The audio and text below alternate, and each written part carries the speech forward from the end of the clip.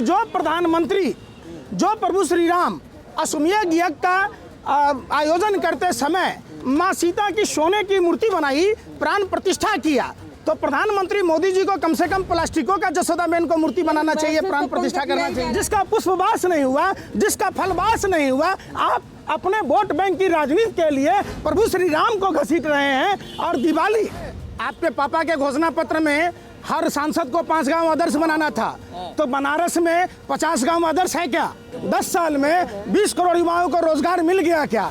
ये देखो, ये अंधभक्त है, भागा, देखो बदुम दबा के भागा, ये अंधभक्त है। ये ऐसा ही एक अंधभक्त था, बंगाल के चुनाव में लक्ष्मी देवी को ब्रांड एम्बेसडर बनाया था। केवट समुदाय की विधवा बहू लक्ष्मी देवी के साथ देश के प्रधानमंत्री नरेंद्र मोदी जी ने फ्रॉड की। ये स्वामी सदानंद सरस्वती जी की चिट्ठी है। अब देखो, ये चिट्ठी की कॉपी उन्होंने भेजी है द्वारिकाधीश से, जो उनके निजी सचिव हैं, वो क्या कह रहे हैं। देखो, हम कोई धर्म का विरोध नहीं कर रहे, उन्होंने साफ साफ लिखा है चिट्ठी में कि शास्त्रानुसार धर्म शास्त्रों की मर्यादा का पालन करते हुए विधिवत राम मंदिर का उद्घाटन होना चाहिए। इसका विरोध है। हम राम और हिंदू धर्म का विरोध नहीं करने आए हैं, हम विरोध कर रहे हैं कि जो प्रधानमंत्री को सीखना चाहिए रामायण से, प्रभु श्री राम से, जो प्रभु श्री राम अश्वमेध यज्ञ का आयोजन करते समय माँ सीता की सोने की मूर्ति बनाई, प्राण प्रतिष्ठा किया, तो प्रधानमंत्री मोदी जी को कम से कम प्लास्टिकों का जसोदाबेन को मूर्ति बनाना चाहिए, प्राण प्रतिष्ठा करना चाहिए। आटे का विरोध कर रहे हैं। अरे भाई, आप मैसेज देखो, आप दिन को रात कह दो, ये आप कलम वाले गुंडे हो, ये आप मीडिया का दिमाग का उपज है।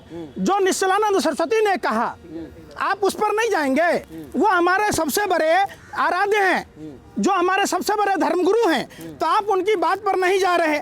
आप एक बात बताइए, इतने तमाम जो हमारे शंकराचार्य हैं वो सब विरोध कर रहे, तो आप उन पर क्यों नहीं जा रहे? आप बताइए, आप उनकी बातों को क्यों नहीं सुन रहे?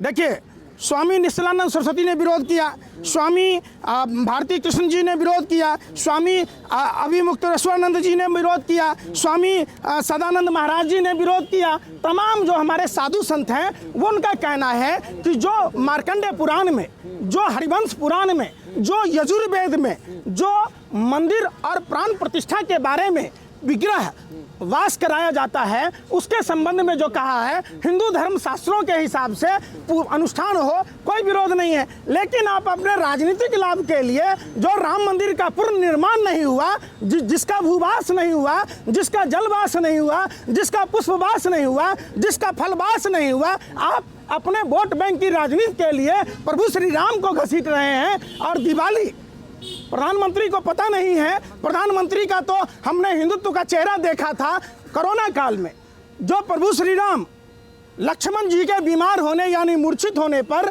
संजीवनी बूटी मंगाई थी, सुसैन वैद्य को बुलाया था, वो प्रधानमंत्री ताली थाली पटवा कर हम सनातनी हिंदू धर्म का अपमान किया था, कलंकित किया था। हमारे प्रभु श्री राम कहते हैं, हमारे आराध्य प्रभु श्री राम कहते हैं कि आप जब बीमार हो तो आपको दवाई और डॉक्टर की जरूरत है, आपको संजीवनी और सुसैन वैद्य की जरूरत है। अब तो कह रहे हैं कि मंदिर में सारा इलाज हो जाएगा, अमीश देवगन, देखिए बीमारी नहीं होगा। देखिए, गुल्लू को यह पता ही नहीं है कि अगर इस तरीके की बात अगर बोली जाती है तो निश्चित तौर पर हिंदू धर्म का अपमान है।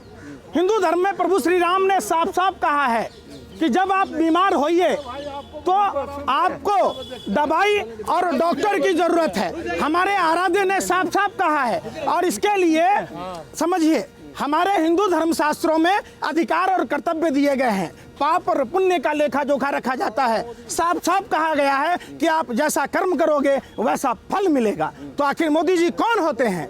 मोदी जी धर्म शास्त्रों का हमारे राम मंदिर बनवा दिए मोदी जी। अच्छा, आपके पापा ने राम मंदिर बना दी, अपने जसोदाबेन के लिए तो कुछ नहीं बनाया है? एक बार बताओ, जो प्रभु श्री राम हम सबके आराध्य हैं, जो प्रभु श्री राम हम सबको सब कुछ देते हैं, उस प्रभु श्री राम को कौन देगा? और दूसरी बात, आप अगर कोई भी आदमी अगर ये कहता है तो वो सुप्रीम कोर्ट का अपमान करता है। सुप्रीम कोर्ट के 5 जजों ने फैसला दिया था, सम्मानित पूजनीय, और जजों ने 5 जजों के फैसले, जजों ने पीठ ने फैसला सुनाया, देश का हिंदू और मुसलमान, जैन, बौद्ध, सिख, ईसाई सब ने मिलकर तहे दिल से सनातन हिंदू धर्म के आस्था का सवाल पर सब ने सहयोग किया। कांग्रेस क्यों नहीं जा रही है? कांग्रेस क्यों नहीं जा रही है? कांग्रेस क्यों नहीं जा रही है? अरे सुनो, आपके पापा के घोषणा पत्र में हर सांसद को 5 गांव आदर्श बनाना था, तो बनारस में 50 गांव आदर्श है क्या? 100 स्मार्ट सिटी बनाने का घोषणा पत्र में था, 10 साल में 1000 स्मार्ट सिटी बन गया क्या? 2 करोड़ युवाओं को रोजगार देना था, 10 साल में 20 करोड़ युवाओं को रोजगार मिल गया क्या? रुपया को डॉलर से बरोबर करना था, बरोबर हो गया क्या? आप बताओ, महंगाई कम हो गई क्या? तो फिर मंदिर बन गया ना, खत्म। यार मंदिर किसने बनाया? मंदिर किसने बनाया? अरे तो जाने से क्यों डर रहे हैं? अरे यार फिर वही बात, जाने से क्यों डर रहे हैं? आप पत्रकार हो या भाजपा IT सेल के दलाल हो? कोई दलाल नहीं फिर है। दलाल हो एक ही बात, आप दलाल दलाल हो, नहीं है। आप भरुआगिरी कर रहे हैं। आपको सुनो, आपने यजुर्वेद पढ़ा है? अरे भैया अरे सुनो, एक कलम वाले गुंडे, एक पत्रकार को पत्रकारिता करनी चाहिए। आप आतंकवादियों से गए गुजरे हो, आप सनातन हिंदू धर्म का अपमान मत करो। आप खुद हिंदू नहीं सनातन है। हिंदू धर्म का हिंदू ही अपमान नहीं है। नहीं सहेगा हिंदुस्तान। हिंदू कान खोलकर सुन लो। अमन चोपड़ा का शो देखा आपने? सोमनाथ से लेकर अभी तक कांग्रेस सुधरी नहीं है। गलती अच्छा नहीं एक हुई। बात बताओ, हाँ, सुनो, कौन बोल रहा है ये? देखिए इधर इधर देख के बात कीजिए। अमन चोपड़ा का शो देखे थे? 1857 का सिपाही विद्रोह का नायक किसको बताया था? सावरकर को। और 1827 आप समझो कि जन्म कब हुआ उसका? आप बताओ ना, जब सावरकर उस समय जन्म ही नहीं लिया तो कैसे था वहाँ? सावरकर था आपसे सच्चा अरे यार, हिंदू था, सुन कम तो से ले कम यार। मंदिर तो जाता था। सुनो, हाँ, मछली खाता था।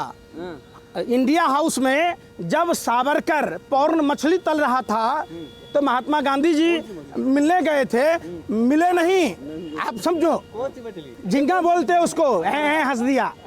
झिंगा उसको बोलते भाषा में। पंडित जी एक बात है, मोदी का विरोध करते करते आप लोग राम का विरोध करने लगे, अरे यार, मंदिर का विरोध करने लगे। राम का विरोध कोई नहीं कर रहा। जब आपको मालूम है बंगाल के चुनाव में उन्होंने लक्ष्मी देवी को ब्रांड एम्बेसडर बनाया था। लक्ष्मी देवी कौन है? उस केवट समुदाय की विधवा बहू है जो प्रभु श्री राम हम सब हिंदुओं को भव से सागर पार कराते हैं। उस प्रभु श्री राम को नदी पार कराने वाले केवट समुदाय की विधवा बहू लक्ष्मी देवी के साथ देश के प्रधानमंत्री नरेंद्र मोदी जी ने फ्रॉड की, चीटिंग की, वहाँ राजनीतिक फायदा लिया। तमाम टीवी में, अखबारों में, ऑनलाइन मीडिया में, सोशल मीडिया में विज्ञापन दिया, लेकिन उस लक्ष्मी देवी को आज तक मकान नहीं दिलाया गया। जो आदमी एक केवट समुदाय की विधवा बहू लक्ष्मी देवी को मकान दिलाने की औकात नहीं रखता है, वो प्रभु श्री राम को मकान क्या दिलाएगा? भाजपा कह रही है कि जो हिंदू असली अरे यार सुन रहे यार, आप लोग नकली भाजपा सुनो है, भाजपा कह रही है हमने प्रभु श्री राम को लाया।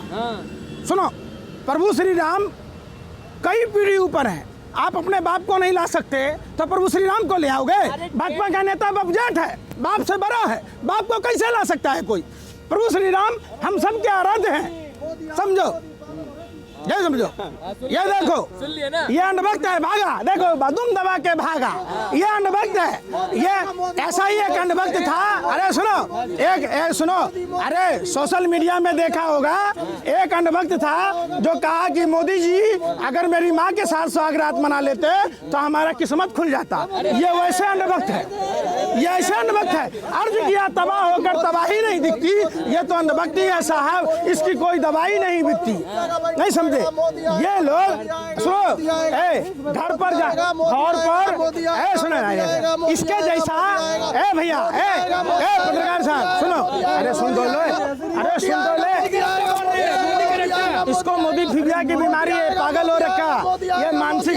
ये घर पर बोला था एक बार, सुनो, एक सुनो, ये अपने घर पर सुन, अरे सुन, अरे सुन, ये अपने घर पर एक दिन बोला, सुनो, अरे हटना, सुनो, एक बार, अरे सुने रहे, एक बार ये अपने घर पर बोला बीवी के पास आएगा तो मोदी इसकी लुआई इतना मारी कि देखो दोनों गाल इसके सुझा दिए देवीलाल की तरह, कुत्ते की तरह। तो यही हाल है, ये घर पर भी बोला था अपनी लुआई के पास आएगा तो मोदी, तो इसकी लुआई ने इसको बहुत मार मारा कि ये कमीने हमारा पति तू है, मोदी कैसे आएगा? तो देखो यही फूला हुआ गाल है इसके। तो इसलिए जय हिंद, जय भारत, जय भीम।